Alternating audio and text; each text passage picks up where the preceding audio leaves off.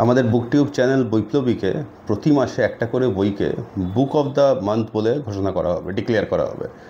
Book of the month জিনিসটা কি?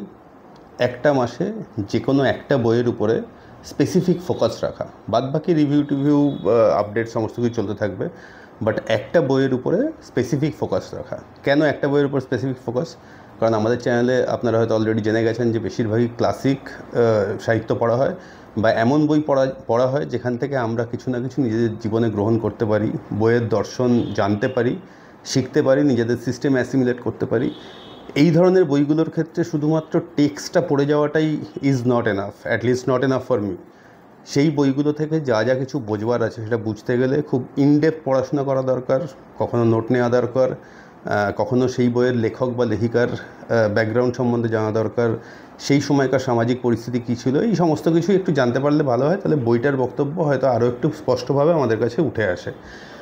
তো এইটাই হচ্ছে book of the month.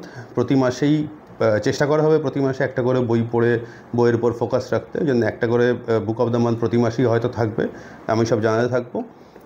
March মাস পড়ে গেছে, এই মাসে আমাদের বুক অফ দ্য মান্থ হচ্ছে, দেখতে পাচ্ছেন নিশ্চয়ই, পুতুল নাচের ইতিকথা, মানিক বন্দ্যোপাধ্যায় মহাশয়ের। পুতুল নাচের ইতিকথা সম্বন্ধে যাই কিছু বলার থাকবে এখানে কিছুই বলবো না, কারণ সেটার জন্য আপনারা চ্যানেল সাবস্ক্রাইব করে চ্যানেলে চলে আসুন। এই মাসে আমরা এটা পড়ছি, অলরেডি আমি এটা পড়তে শুরু করেছি।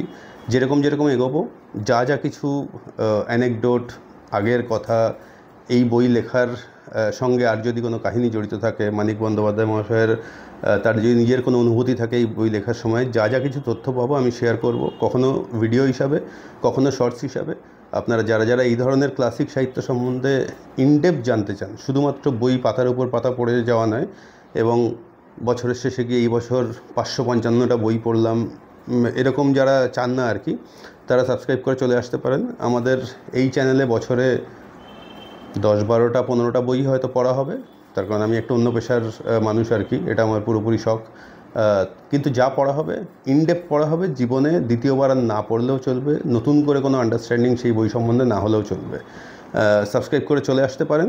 আর একবার আপনাদের দেখে দিই, পুতুল নাচের ইতিকথা, মানিক বন্দ্যোপাধ্যায়ের মহাশয়ের, এটাই আমাদের বুক অফ দ্য মান্থ। আজ এই পর্যন্ত, পিস আউট।